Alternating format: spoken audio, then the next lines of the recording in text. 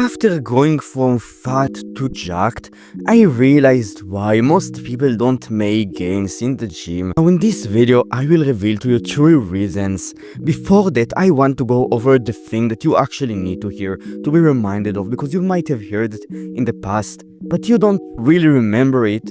And because of that, you will fuck up your fitness journey. So before I tell you these 3 reasons, these 3 ways to improve, to make more gains in the gym, I just want you to realize that it takes a lot of fucking time. I've seen so many men, so many of my friends, fucking starting to train, going for a week, for 2, for a month, and not seeing a lot of results. Now yes, they might have made one of the 3 mistakes that I will reveal to you in a second, but regardless of that, they didn't realize that it takes a lot of time, and because of that they quit, they lost. So that's the thing, you need to realize that it takes time, that it will take a lot of time, it will be worth it in the end and you will get there, but you should trust the process. But what is the process? It is the training plan. You should trust it only if you have a good one. What is a good one? So it's pretty basic. It's all about having a rest day for each muscle, the day after training it, training each muscle that you wanna grow at least twice per week, and having a plan that you can actually stick to.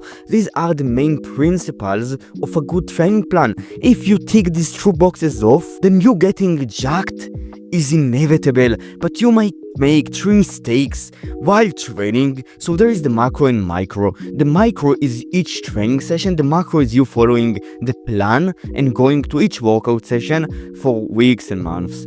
The micro is usually more important because if you make mistakes there, they will compound. Because if you make them in each one of your workouts and you go to your workout and you follow the plan, then each workout will yield you 2 to 5% less gains, but on a long enough time frame you will make around 10 to 15% less gains that you could have made. And that's why with being patient, with sticking to the plan, with not quitting, with trusting the process, you should also make less mistakes, because by making less mistakes, your rate of progress will be a lot faster. You will make a lot more gains faster. You will look greater, faster, better than if you were to make those mistakes. And the first mistake is not training hard enough. Now, you have probably heard about this mistake countless times, but I just need you to realize one thing.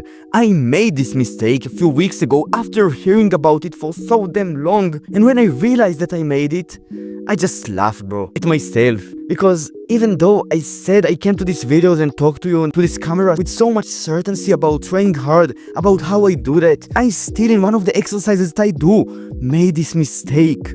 So a few weeks ago, even a few months, but whatever, I did my pull-up set, my normal one. I thought that I was in a RIR of 3, I think. But then I decided when I got to that 3 RIR to do a few more reps. And I succeeded to do another 5. An RIR of 3 means that you have 3 reps in reserve. I had 5. Which means that I didn't push myself to the same limit as I thought I was. And then I decided to, once again the next set, push myself to my limit. And again, I had neither 2 or 3 reps in the tank. My intensity wasn't as good as I thought it was. And I learned this lesson. If you want to get to failure, it's not about reaching the point in which you have a hard time fucking going on the concentric part of the movement. It is the point in which you sweat the fuck and you push really hard and you don't stop here. You go and you push beyond that point. That's where you are actually at failure. When it starts to be hard, when you feel like you can do another rep, you don't just stop. You go and you try to push that rep. And if you succeeded, then that means that you had another rep, bro. And that's a mistake that I made, so I think that you checking it out for yourself might give you some value. Now the second mistake, and it is a shitty technique. I was pretty lucky to not make this mistake, because I learned a lot when I started training about technique and that stuff. I educated myself. And that's basically the way to avoid this mistake, and that's how I avoided it. Before, like, getting really into lifting, before, like, actually training, I went and learned the techniques for each one of the exercises, and then when I was in the gym for the first times, I searched up on YouTube how to do that exercise that I was doing, and I learned the technique and I practiced it with low weight, and then I built the good technique habits and I developed it. If you have been training in the gym for a little while now and you haven't been making a lot of progress, and after training a muscle group you feel another muscle group get fatigued that shouldn't be trained in that session, then that means that your technique is pretty trash and you should go over each one of the the exercises that you do and check out your technique in relation to a YouTube video, a tutorial on how to do that exercise. You either go and ask your friend to judge your technique, or you just film yourself and then go over it, or send it to me, bro, with my coaching plan, whatever, right? I'm just kidding. But you should judge your technique and you should see if it is good, because if it is not, then you are not really training the muscle that you try to target. You put a lot less emphasis on it, because a shitty technique is a technique that is not designed to target the desired muscle to train with this exercise.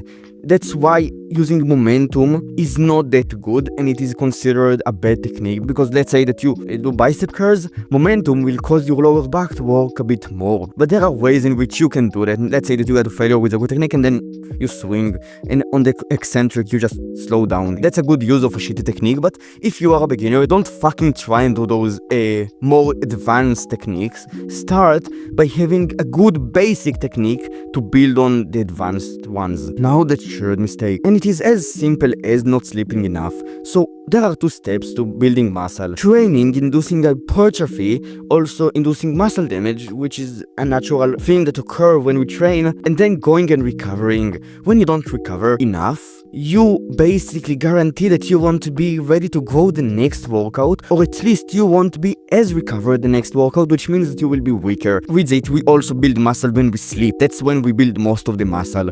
So if you don't sleep enough, what is not sleeping enough? It is spending less than 8 hours in bed. In bed, right? Not sleeping, because the time that you spend in bed is not the time that you actually sleep. There is a thing called sleep efficiency and quality. I don't really know how it all works. I don't know the exact mechanism behind sleep, because I'm not a scientist, but I just know that usually if you spend like 9 hours in bed, that means that you slept between 8 to 8.5 hours on average. If you have a good sleep quality, if you sleep at the same times each and every day, if you don't eat a lot before sleep, if you fast, if you don't expose yourself to stress and light before sleep, then your sleep quality might be higher. These are all techniques to increase it. So just make sure that you sleep between 8 to 10 hours each and every night. You can also improve recovery with the diet, with a good one, eating enough protein, a surplus of calories. Also maintenance, not cutting, because when you cut, you supply your body with less energy to recover, and that's how you do that. And that's it. If you enjoyed this video, you can like and subscribe. Just before we click out of this video, a big reason why you might be training is for confidence. I made full confidence masterclass, and if you want it, you can get it in the description, the top link. Bye, bro.